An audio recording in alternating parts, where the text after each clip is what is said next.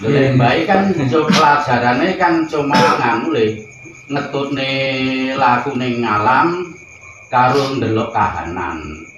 Lek teko pemahamane mbake fenomena alam iki. Nggih. Dadine lek alam iki manggane nganti dunia. Tapi wong pinter-pinter ki mau ora iso padha memahami tentang alam ki apa kan ngono kan yo. Nggih. Jane ngene. Diarani suwung sejatine ngono tanpa hambidani tan kena kinaya ngapa. Nggih, nggih. Tapi kenyataannya kan ora wujud. Tidak berbentuk mangkane suwung. Tapi ana mangkane suwung sejatine ngono. Lire tanpa hambidani saiki sing nang Indonesia, sing nang Cina, sing nang Jepang, ya wis nganti dunia kan padha to? Padha. Ora beda to? Mangkane temune tanpa hambidani. Terus tan kena kinaya ngapa? Dadi ora kenek diperumpamakan, oleh ora berbentuk ora wujud. Mangkane tanpa hambidani tan kena kinaya ngapa? Jadi ora kena diperumpamakan dengan benda apapun. Mangkane teko fenomena alam.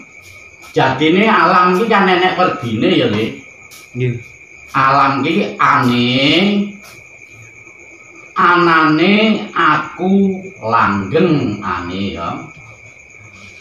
Terus ele lakumu lakuku kabeh kuwi alam lho ya.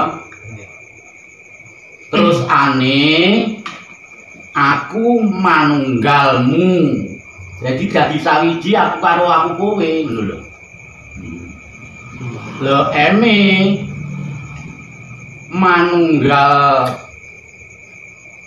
manunggalku Allah wujud urip. Tapi kabeh ora padha ngerti krana ora krasa lakune lakuku ngono lho. Mangkane jane kan ngene lho. Dadine sak lumahe bumi sak uriping langit kuwi mau kabeh ingsun kang nguripi. Tapi menungso ora padha memahami, ora rasa rumangsa krasa sejatine urip ki mau enek sing nguripi. Sing nguripi sapa ya tembung alam kuwi mau. Mangkane kan ngene, kena apa alam ya ora iso to lek ora kena diprediksi. Ya sawenehe kan saandene nek wong pinter dari penelitiane para pinter lek nganti iso ngarani bulan iki, tanggal iki. Weh, kuwi kepinteran. Kira-kira Mbah arepe melok dulu. Lah tapi kepercayaane Mbah No, kok niki wis enek unen-unene. Yang Ismaya Jati ya Is Badranaya ya kena diarani Sabda Palon Naya Genggong. Aku jangkep 500 tahun aku bali Jawa tapi aku nagih janji. Krana apa? Aksara Jawa ki renane enek 20. Ana Caraka Sata Sawala padha jayanya moga bathana ki werdine enek lek nang pedalangan lek ngartekne Hana Caraka ki mau ana utusan padha pasulayan padha sapine padha baline kan ngono. Jadi CJ penemu kuwi mau CJ karepe tapi artine padha. Lah lek Mbah No Hana Caraka kuwi mau memang diarani kitab Adamakna kuwi ya Hana Caraka kuwi. Dadine kitabe sing wis tak sebarne nganti wis nang ngendi-ngendi. Mungkin dulur-dulur sing wis padha nyekel kitabe mbae kitab ada makna tuntunane tutur tinular kuwi penemuane Mbah Saena nalika Mbah Saena perjalanan menyatukan alam dan penciptanya. Akhire iso nemokke kitabe tuntunane nganti nang Sahadate Jawa asli. Ya sering tak onekke ya Le nang dadine bukan sahadat ya kono tak tulis kesaksian. Lah unine kesaksian itu sun miwiti sahadat panetep panata ageman. Jawabane nang raga. Kang jumeneng rohilapi jawakane nang raga sukma kang ana telenging ati jawabane nang urip wewayangane roh mukamat jawabane nang lakuning rasa kang dadi lajering urip kang nguripi kang wujud sampurnakna Allah wujud ya aku kowe iki. Mangkane Allah wujud iki kenggenan kuwasa ya Le. Nggih. Tapi dikuasani karo sing maha kuwasa. Mangkane Mbahno sering ditanya orang pinter-pinter sing nguasani jagat saisine sering tak lontarne. Dari penelitiane Mbahno sing nguasani jagat saisine tak lain dan tak bukan Adam dan Hawa. Mangkane sing diarani jagat indi isine ndi. Dadine kabeh padha iso memahami ya Le. Nggih. Sing diarani jagat ki mau, sing diarani jagat ya Surya, Candra, Kartika, Iwanda, Bantala, Jahana, Samudra, Marta. Kuwi jagat. Nah, mangkane jagat ki secara tidak langsung nyoto kena didelok ngangge paningal kasar ya Le. Contone bulane kae, srengenge kae, lintange kae, mendunge kae, genine kae, bumine iki ya iki ya. Mangkane fenomena alam sing ngamuk ora gur angine tok. Mangkane kedadeane menungso dari penelitiane Mbahno teko unsur papat.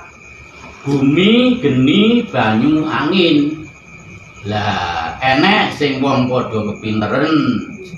Dadine omonge alam ora bersahabat. Jadi ini bukan alami sing ora bersahabat. Jadi manusianya harus bersahabat sama alam. Lah mangkane menungso ora padha bersahabat sama alam, ora gelem nyinta kasih karo mbah alam, ya iki diarani alame ngamuk. Saiki genine gunung padha mledos. Bumine padha jungkruk. Lah terus banyune padha munclak-munclak nyereti omah-omah. Lek wis enek udan angin gedhe aku bali. Karo lek wis cukup lek nagih janji lho. Iki sik nagih janji kok. Mangkane lek teko predisine bae Mbahno sering cerita. Dikaitne karo dadine presiden ya Le. Mulai zaman Soekarno. Dadine sing dadi presiden sing iso nata negara kuwi mau lek teko prediksine Mbah Saena sing dijikuk teko jeneng sing akhirane enek ngono lho Le. Ayo saiki padha diwiwir mulai Soekarno. Ayo bar Soekarno sapa? Soeharto, bar Soeharto. Ayo sapa? Kan kuwi aksarane terakhir iki kan yo gagal yo. Terus Megawati, Gus Dur gagal. Megawati gagal. Terus Susilo Bambang Yudhoyono malah Pindo. Lah saiki diterusne karo Joko Widodo. Makanya pikiran fenomena alami baik kan ngono kuwi lho. Iki kenyataan enggak? Nggih. Makanya kenyataan. Lah lek sampean sandene di komen iki sing ngomong sapa ya jawaban terus terang nih. Iki Mbah Saeno, ini kata Mbah Saeno kan ngono. Dadine apa bedane ya lek karo penemuan dari sedulur-sedulur dhewe sing kanthi umum mau kan enek kata Imam Ghazali, Imam Syafi'i, Imam Hanafi lan liyane. Jane ya padha. Jadi prinsipe penemuan Mbah Saeno ya ngene iki. Iki gak kena diganggu gugat le. Ya sapa sing ngrungokne suarane Mbah No. Lek sajake mrengkeleng atine lek ora trima, ya rene engko tak omongi. Dadine aja gur komen liwat HP. Wis jelas Mbah No kuwi duwe yayasan. Nangkane yayasane Mbah No Yayasan Pesantian Jawa Dwipa Tutur Tinular. Manggene nang Desa Kedung Gebang, RW 02 RT 02 RW 33. Kecamatan Tegal Trimo, Kabupaten Banyuwangi. Yo simbole jelas. Letaknya di timur pasar Kedung Gebang, ada bannere. Loh ngene le ya, dadine Mbah No ngedekne yayasan iki bukan yayasan sing abal-abal ya. Nganti tak telusuri